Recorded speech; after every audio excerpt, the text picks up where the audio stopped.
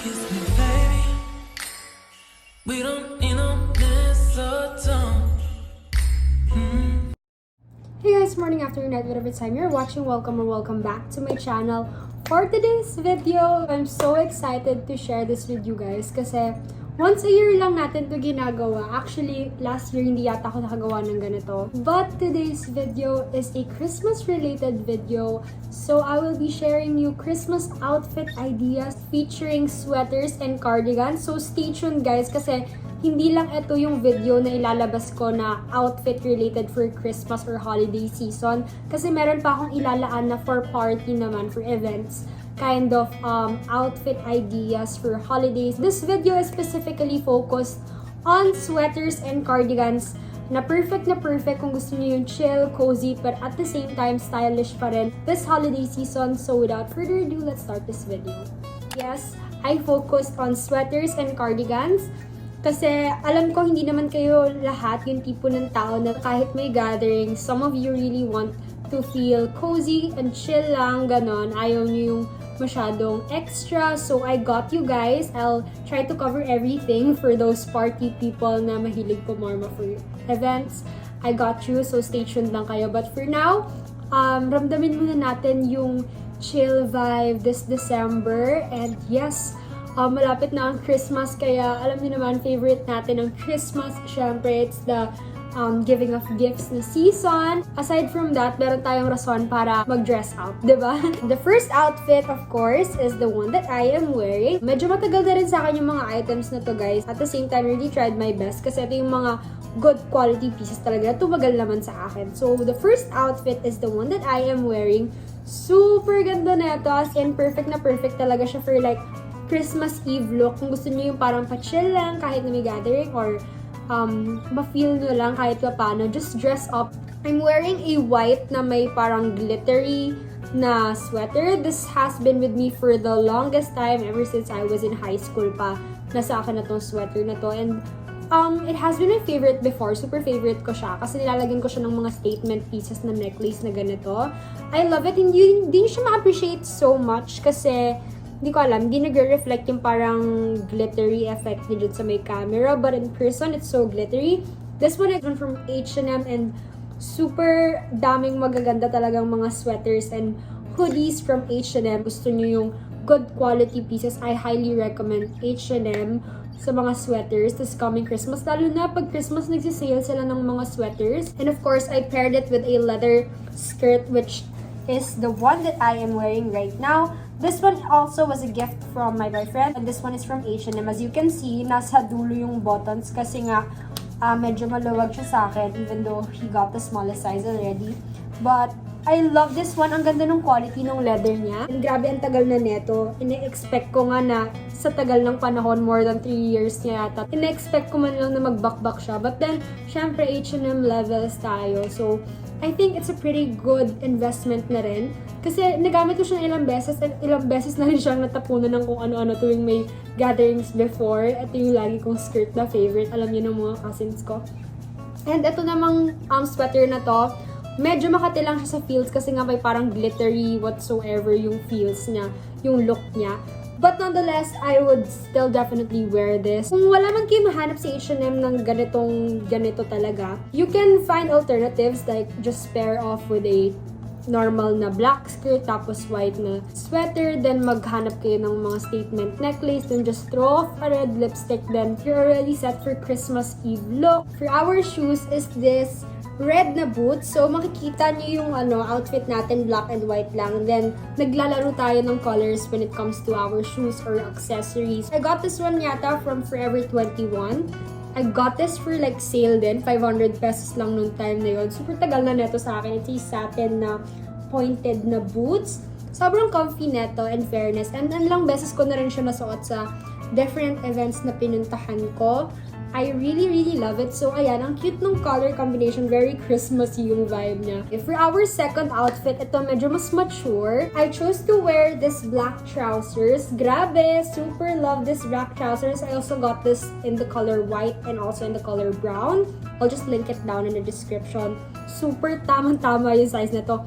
Promise, for those petite girls like me, na size 23, 24 yung waist nyo, I got you. Walang alter-alter, as in, etong trousers na to. Tapos kung yung height nyo, 5'2 lang din, parang ka-height ko lang. Super sakto lang neto. As in, kasi garterized pa yung likod niya, kaya talaga nasi-cinch in niya yung waist ko. So, for those petite girls, matutuwa kayo pagka kumuha kayo ng trousers na to. Promise talaga. So, ayun na nga. Love na love ko tong black na trousers na to. And I decided to pair it off with black satin na cami top. Matagal na rin to sa akin. I originally got this one from Bangkok. But then, meron nang lumalabas ng mga links from Shopee na nagbebenta ng ganito. Super mura lang talaga. Meron din silang in color white. But I got mine in the color black. Super tagal na nito. Doon time pa yata ng 2017 pumunta akong Bangkok. Ito yung mga nabibili sa mga night market. Super, super mura lang talaga. It's kind of actually a bralette kasi parang yung pinakalikod niya parang yung hook ng mismong bra. Kung gusto niyo ng ganito, pwede rin naman to throw off a red bag, then you're good to go. But then, kung gusto niyo medyo mas chill vibes, kung gusto niyo something for a cover-up, kasi syempre medyo revealing na yung cami top, then I highly recommend na kumuha kayo ng red na cardigan. So, this one naman, super nice, no? Sobrang Christmas vibes talaga siya. This one is thrifted. Super nice na itong cardigan na to. Meron siyang fur details right here which adds a little bit more to the look. At talaga yung parang cardigan ko pag nakikita ko siya, Christmas talaga yung naiisip ko. Kasi color red, tapos may fur, tapos long sleeves pa yung parang very chill lang, ganun.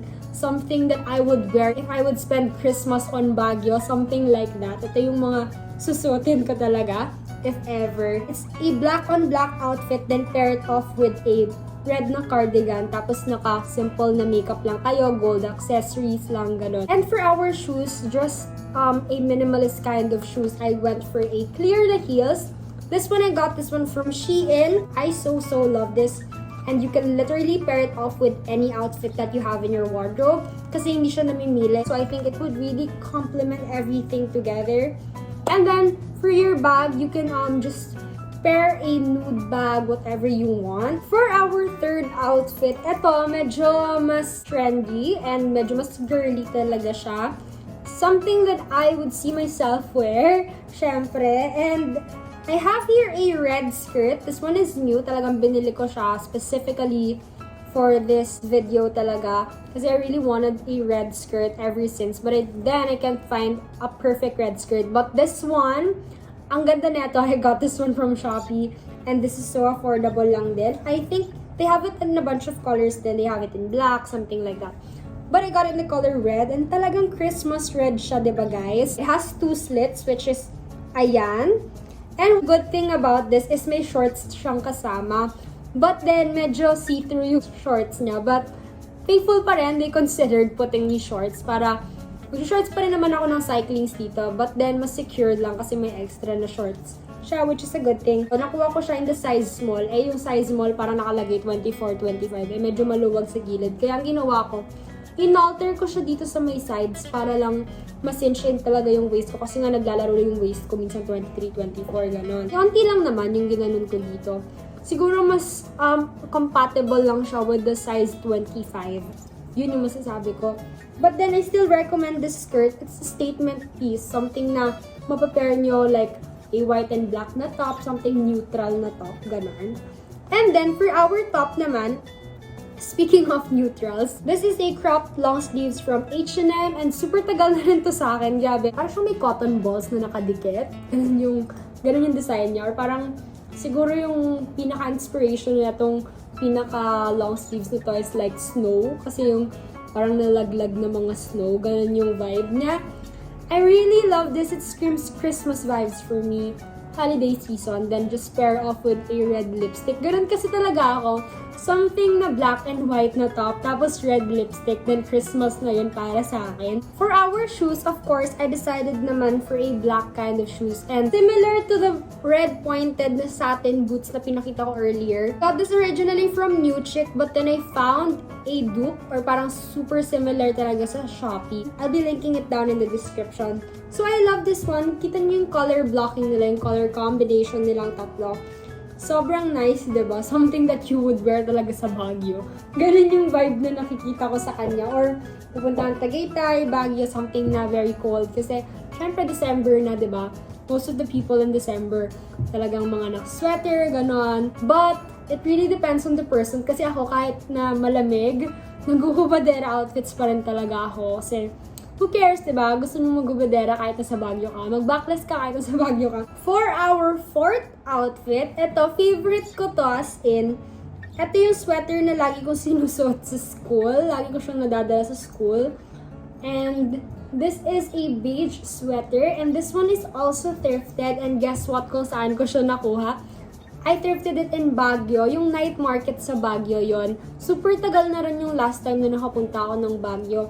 And when I got the chance to go to night market, parang I bought 2 sweaters, a black, tapos itong beige lang. 10 pesos, 20 pesos, makakahanap ka ng ganitong quality. As in, grabe. Kaya kinuha ko na. As in, swear, super mura talaga sa mga night market or mga ukay-ukay. Lalo na sa Baguio night market. Kasi puro sweater talaga yung binibenta nila. At mga coats, super bagsak presyo talaga. Kaya if ever man makakapunta kayo ng Baguio, try nyong madance sa night market nila. As in, ang dami nyong mahahanap. But sadly, sobrang tagal na nung last time na bumalik ako. But definitely, if ever pumunta man kami ng Baguio, talagang yun yung sasadyain ko talaga. And for our bottoms, I decided to go with a skirt. Syempre, mahilig tayo sa skirt, pero that doesn't mean naman na pag gumamit ako ng skirt, you can't choose other options. Of course, you can also pair this with jeans. It's really up to you. Depende yan sa style nyo, but with me naman, ito yung mga ma-recommend ko talaga. Kasi ito talaga yung mga sinusuot ko talaga, or if ever man nasusuotin ko, ito yung style ko. When I have here a pencil skirt, this pencil skirt, I originally got this one. Ang dami nagtanong neto, nusuot ko siya one time nung nag-hotel kami, nakita nyo sa stories ko. Tapos, pinair ko siya with a bikini na top, tapos mukha siyang set na outfit. This pencil skirt, I originally got this one from Bangkok. Yes, meron siyang embroidery dito na parang flower na yung dinidikit, parang flower patch. But then, tinastos ko lang siya para maging plain lang. Mall kind of quality siya. But then, I'm really trying my best to find like an alternative sa Shopee. Kaya yun yung ililink ko down in the description. Our shoes, ito ay bonggang-bongga. Nasuot ko to last time nung debut ko. Debut ko siya nasuot. This one is a red rose na heels. Unfortunately, unavailable na siya dun sa Shopee shop na pinagbilan ko before. Akalain niyo yun? Yung heels ko lang, debut, nakuha ko lang yun sa Shopee. Tapos this is like 1,000 lang, grabe. Kasi pagdadala lang talaga yan, wala yun sa presyo ng mga binibili natin. A pop of red dun sa outfit nyo, kahit na gusto nyo very minimal lang, ganun. And I would really recommend this heels. Makikita nyo sa try-on kung gaano siya kaganda. You wouldn't appreciate it me holding it right now. And then of course, perfect na perfect yan. Layer ng mga bags na ganyan, ayan. Para matchy-matchy yung mga color schemes nila, diba? For our last and final outfit, something na hindi lang pang Christmas, very, very casual looking kasi tong sweater na to. And the sweater naman, I'll be showing you is in the color gray. Parang light gray din siya. Super nice yung quality niya, makapal siya. And of course, when it comes to sweater, mapapansin nyo yan, laging H&M. So, this one is from H&M as well. This video is not sponsored by H&M, pero H&M baka naman, no? Lapit na mag-Christmas. Our bottoms, I decided to pair it with a white na mom jeans. Just because na wala lang, gusto ko lang ng may jeans naman kasi puro skirt yung pinapakita ko. So, this one naman is from Shopee. I love the quality, kaya lang malaki talaga yung sa waist area. That's why naglalagay ako ng detachable button kasi malaki po talaga yung sa waist area niya. But I really don't mind. Ang dami na kasing options na para maliitan siya. Outfit na to, I decided naman na gumamit ako ng red na bag. Ito talaga yung default red na bag ko tuwing Christmas. This one is from Stradivarius. And si Daddy yung bumili nito sa akin. So, that's about it for our video. Sana na-enjoy nyo. So, sana nakakuha kayo ng inspirations dito sa mga outfit ideas na pinakita ko. That doesn't mean naman if hindi na kayo makahanap ng exact same item na ginamit ko dito sa video na to, hindi nyo na siya magagawa. So, you have a lot of options pa rin naman. Pwedeng kahit hindi long sleeves, basta plain na top na white, then black na bottoms, tapos humanap lang kayo ng color green na bag or color red na bag. It doesn't have to be a handbag. So, kayo bahala. It really depends din kung ano yung meron kayo sa wardrobe nyo. Thank you so much for watching. Sana nag-enjoy kayo.